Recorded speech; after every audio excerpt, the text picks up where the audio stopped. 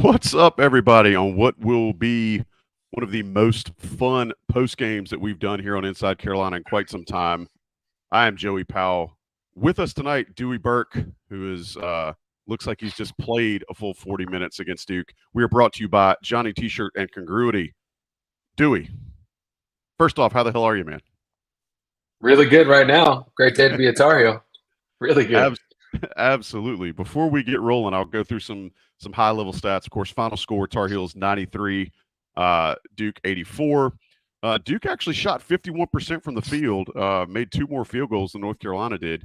But where the Tar Heels excelled, were they went 9 for 24 from behind the arc, hit 18 of 25 free throws. Duke only shot 11 free throws, and North Carolina really took care of the ball. I know that was something you were stressing after the last two games, really, Dewey. What did you see in the first half that really just kind of clued in that North Carolina was dialed in tonight? Right. The biggest thing is that we had a 10-point lead with RJ only having two baskets. Obviously, we've relied on him so heavily from an offensive perspective to carry us a lot. And, we were able to build that lead. And we really pushed the ball in transition. Our pace was excellent. You heard Hubert say that coming out of halftime to the sideline reporter that he was really happy with our pace. And that was like the old days, scoring on made buckets by the other team. And they had a couple times where they got to the rim and finished and either fell down or were kind of celebrating whatever they had done, and boom, we were pass layup on the other end. That's really demoralizing when you are the other team, when you just got a bucket and you're thinking you're getting ready to set up your 5-on-5 defense, and we score in a couple seconds. So I thought our pace was great. Armando's activity was great. By far the best we've seen from him. Yeah. It's interesting, Joey. Last night, I was showing my daughters, 7 and 4, some old YouTube stuff of the Duke Carolina rivalry. That's good And one of the parenting, things by the that, way. yeah, it's great parenting. It's one of the things that came on like the feed was, the Final Four game against Duke. So I fast forwarded and watched like the last 10, 12 minutes of it. And I just kept saying to myself, look how active Armando is. Look how bouncy he is. Look how into it he is. He has to be that guy tomorrow night, meaning in this game. And we got him touches early. The old adage that you get your bigs touches early, they remain interested. But I thought he was great. It sounds weird to say, but that was the old Armando. We'll talk about Harrison. I thought Seth Trimble was fantastic. Cormac played really hard, played well. I thought Elliott was great in the first half. But that Armando Baycott makes us a national championship contender. That one does. Yeah, and Duke did their best. I think they started, and you and I were texting at halftime about it. Seeing UNC keep going to Baycott to force Duke to double team, which opened up things on the perimeter, and you saw what happened after that. It's really good when you see all these different pieces working. The first thing I think we've got to mention outside of Baycott's activity level and your point about him kind of being active early and staying active throughout the game. Harrison Ingram, welcome to the rivalry, young man. That guy, I felt like he could have shot it from the Corey Natatorium and probably hit net tonight. Have you seen anybody walk into this rivalry like that cold and just seem like they've been there their entire lives? Man, I mean, there's probably been a couple that have played really, really well. Maybe guys as freshmen, Tyler as one, Kobe White certainly as a freshman was terrific. But to debut that way on this stage on a game that he no doubt has watched his whole life, he no doubt watched the last couple of years when he was on the Stanford team, to now get to be a part of it and play like that. But it's not just that he made shots. It's not just that he's great on the backboard. He plays his ass off. I mean, he plays as hard as you could ever wish. Him and Cormac both, right? I mean, that's been my thing. They don't always shoot it great. They come with, whatever pass they had at the other teams they played for, good, bad, or indifferent. Those two guys play their ass off every possession. And Bill has highlighted it, that scrappy rebound he made, and they got on the floor, kicked it out to Cadeau, it swung around to Cormac for the three. That's the epitome of Harrison Ingram. And we talked about this with Tommy. it's rare that a 5-star, as recruited as highly as he was, has that ethos. Um, and that's what makes him different and special. Look, I don't know if he's an NBA player. Maybe he is. Probably got NBA size. I don't know if he has NBA athleticism. He shot it better this year than he ever has before. But as a college player at his size, to play as hard as he does, he's a difference maker. Absolute problem. Combined between he and Baycott, since those are the two guys we open up with, 46 points and 23 rebounds. There's not many games, and they showed the graphic during the game. That was the first time UNC has had two players go for 20 and 10, I believe, against Duke since Jameson Carter. Which, there's not going to be many times North Carolina loses, regardless of who they're playing. And you mentioned Cormac Ryan a little bit in there. I also want to give Cormac Ryan some flowers. New to this rivalry, those guys, all you've heard them say in their media avails and in any sort of press clippings you've read, those guys are just in Chapel Hill to win. Dewey, as a guy who's been in that locker room, what does it mean when you see guys who actually step in? I know Wes Miller started elsewhere and came to Chapel Hill. What does it mean for guys like that get into the rivalry and get to taste victory at the highest level in conference play? Yeah, whenever this kind of question comes to me, I'm always reminded of the first meeting that we had every season with Coach Williams.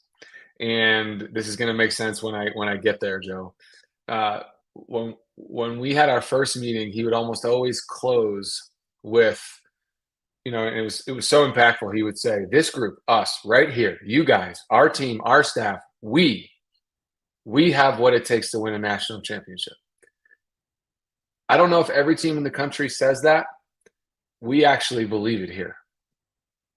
So you can't tell me whether they said it or not at Notre Dame the last couple of years that they sat and said that, if they said it and they believed it. You can't tell me at Stanford the last couple of years if they said it that they believed it, because it wasn't true. It wasn't true. We say that, or at least Coach Williams said that every fall to us. And so if Hubert takes on that mantra, which I imagine he does, those guys for the first time when they got here believed it. That's different. That's not every place, right? I mean, you go there's, I don't know, 6 or 8 schools maybe that can say that every year and it's real, and we're one of them. So that's what they are now a part of. We believe that every year. It's really interesting to see too how Hubert Davis continues to evolve over the course of this season. And shout out to the 700 people that are here joining us tonight post game. No, I am not Tommy Ashley. That is Dewey Burke. Tommy Ashley is probably pantsless crowd surfing on Franklin Street right now. I know his had his first chance to go to the game tonight, but both of his sons were highly featured in the risers tonight. So that was good exposure for the Ashley family. Dewey, is something I think that is really interesting to see is Hubert Davis evolving. That first play tonight where he went to Baycott, I believe, was a new wrinkle that they haven't seen yet this year. I'll have to go back and watch it, but it looked as if it was something different. How important is it to have a coach that's able to recognize what he has and is able to exploit specific opponents with what he has? Yeah, sure. I mean, I think he's evolving. I think every game still is important experience for him as the head coach. That was the critics, when he was hired, said he's got no head coaching experience and he's going to need time to learn on the job. And then all he does is go straight to the Final Four. But there was going to be that. There always was going to be that. Even being one seat over to Coach Williams for 9 years, and his pedigree of who coached him is as good as anybody could ever give you, right? With Riley and Coach Smith and Guthridge and all that. But he still, when a lot changes when you move one seat over. And so there certainly has been a development period. I think he's more emotional and more fiery on the sideline than I think he's been the last 2 years. Listen, it was well documented, and I'm not saying anything anybody didn't see. He yanked Baycott in the Georgia Tech game and got in his ass. Absolutely. And I loved it. I loved it because Coach Williams would get on anybody. I wasn't around for Coach Smith. I don't know how he was exactly. But Coach Williams, Tyler Hansbrough, me, didn't matter, right? If you messed up, you heard about it. And so to see that out of Hubert, because you could say he's a quietly competitive guy, but I think he's finding his voice on what he has to do to get certainly this team to tick. But man, he's got them playing great, and he really has them guarding. I mean, these guys defend; they do it together. They're cohesive. I love that they switch less. We've talked about that a lot.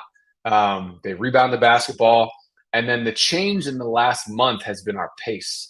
So he's coached them. Okay, we struggled defensively against Kentucky and UConn. We need to rebuild defensively and get really strong. We did that. Okay, now let's turn those stops into running. And we're playing a different style. Go back and watch a game from December and watch us now. We're playing differently. One of the things I think, and we're up to over 800 now, so shout out to everybody who's here. One of the things that I think is important, you mentioned it early on in the show, in addition to pushing tempo based on their defense, allowing just kind of one and done, they're even running after makes. And it's clear that there's only a handful of teams that are used to playing tempo like that. And when you have players like North Carolina had tonight, where they had just about everybody contributing offensively in some way, they're going to be hard to beat. Do you think this is a team that, if they can kind of get their offense, and this sounds really weird to say about a Carolina team, if North Carolina can get their offense kind of at the consistency of where their defense has been, do you think this is a potential last weekend team? Look, I think it's wide open in college basketball. I'm not there yet. I think that we still have spells offensively where we go cold. But the fact that you go down the other end and get a bunch of stops keeps you in it. RJ's not going to have a much tougher time scoring than he did tonight. I mean, they were all over him with size, and really crowding him, forcing him to get into the paint and funneling him to Mitchell and Filipowski. And yet he still had whatever it was, 17 and 2 huge threes, monster threes that he hit in the second half. But we are still prone to spells offensively unless Armando is going to regain his dominance on the block. If that's a thing again, then our dynamic offensively changes completely. I'd like to see him do it in consecutive games. And so I'm not ready to say we're on our path to elite offense, but at least getting in transition, you find easier baskets. When you got a guy like Seth Trimble, as athletic as he is, the way he can fly up the wing, pushing the pace is so beneficial for him, so beneficial for Elliot Cadeau to try and get to the rim. And then the defense is scrambling, and you've got shooters that can make shots. So they got a chance to do it, Joey. I'm not ready to anoint it yet, but they have a chance. Oh, well, that's all you really want, especially for the almost 850 folks that are watching this right now. Obviously, that's all you can ask for, is a team that has a chance to make it to that final weekend. Dewey, I want to ask, and I don't know how I want to say this, but did Coach, and I don't know if the staff does now, but did Coach Williams ever have a stat for floor burns? Because I feel like, when you see UNC getting floor burns this year, it's at such a higher rate than we saw last season. But you're seeing it from everybody, upperclassmen, freshmen. Ingram saved a possession tonight and ended up turning into a 3 for Cormac Ryan. How does the staff track floor burns like that, or is it something they just show in film session and everybody likes it? Yeah, it's a great question. I can't say exactly how Hubert does it. For Coach Williams, when they would grade tape, they had what were called plus points. And so if you made a plus play, which was an offensive rebound, a tip out, winning a 50-50 ball, being first to the floor, taking a charge, making a great pass, even if it was a hockey assist. Coach Williams, while you're grading tape, your head manager's there, and he says, plus point, plus point Elliott, plus point RJ, plus point Harrison, 50-50 ball. All right, so you track all those plus points, and then the next day in practice, we get told who won the plus points for the game, and plus points go into getting out of running at the end of practice, right? And so you basically have you have these in your holster, and so if you got 4 plus points, and like Tyler Hansbrough had like 150, it was so annoying. But if you had a couple of plus points and you get to the end of practice, we did everything white versus blue, everything's competitive.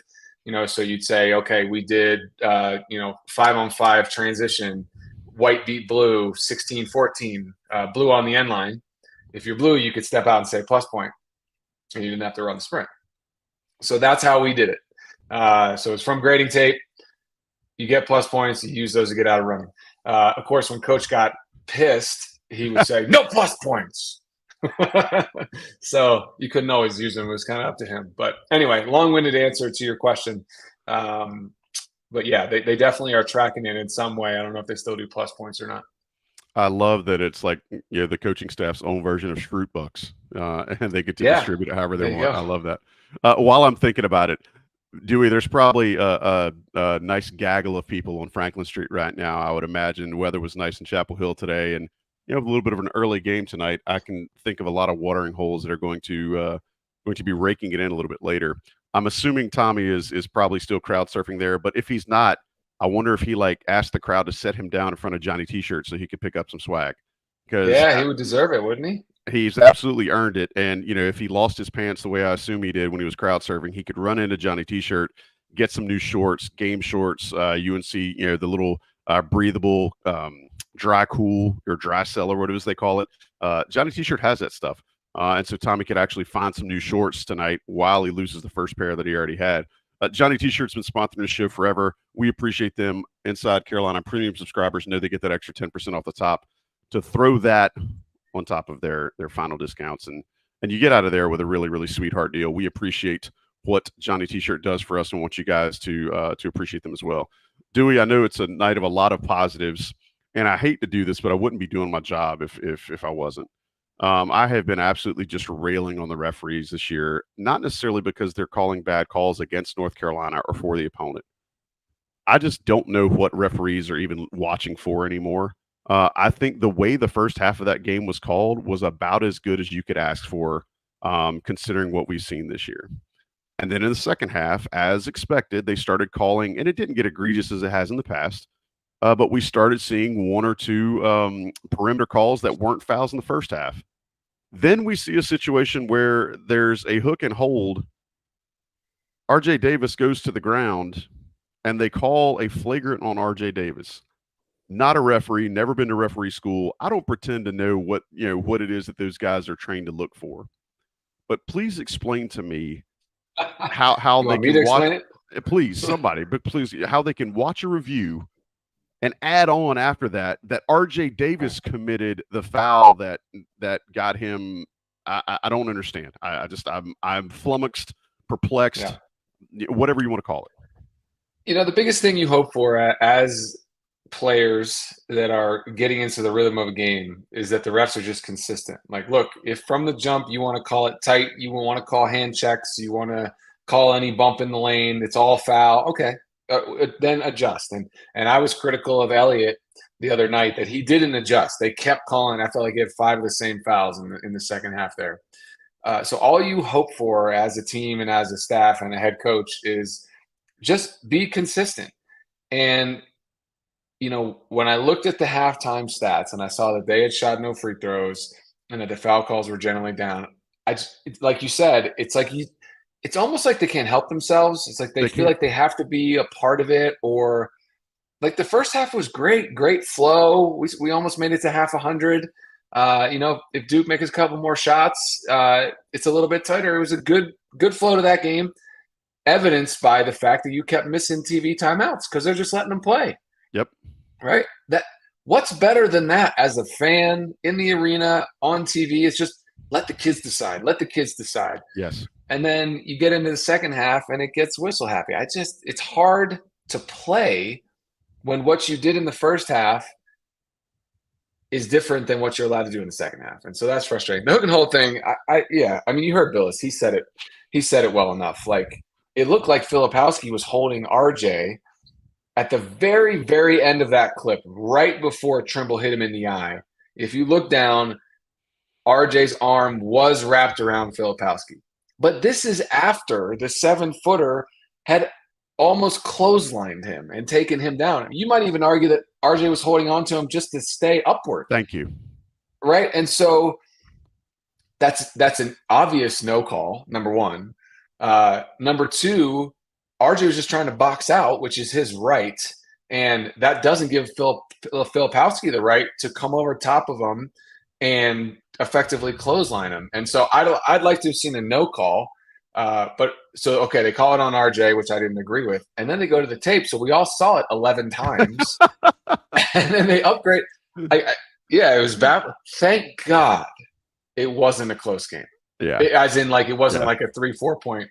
Because can you imagine if that was a game deciding call, what this place would be like? I mean, it just stay out of it. You're talking to an Eagles fan who on that last possession against the Chiefs, they call that garbage hold that allows the Chiefs to run it down and kick a field goal, when in my mind I'm like, let the players decide it. Let Jalen Hurts decide it against Mahomes. Mahomes. Let's have that story. And you almost have that issue tonight, if not for the 10-point lead. Yeah, Tommy and I have talked about it offline, but it's just all I'm asking for is consistency. And you talked about, how do the players play? I also look at how do the coaches coach? Like, how do you tell your guys what to do when the same thing isn't called or legislated in the first half the way it's legislated in the second half, or even at different times in a half? It's just it's really, really tough to watch, especially since the flow of the game had been so good for the first half. All right, we got 957 people in here. Dewey and I are going to rock this until we get to 1,000. So if any of y'all are out on Franklin Street and want to drop in, feel free. Dewey, we talked about it at halftime. The fact that North Carolina was able to be in the position they were in without needing much from R.J. Davis. Davis still finishes with 17 points, 5 assists, and 0 turnovers.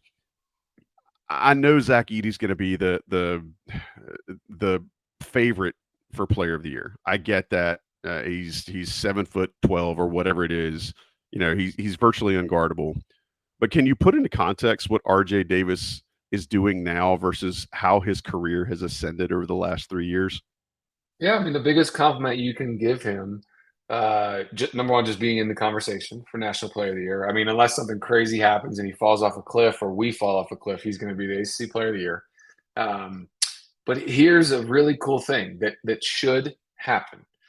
He should be a consensus first-team All-American.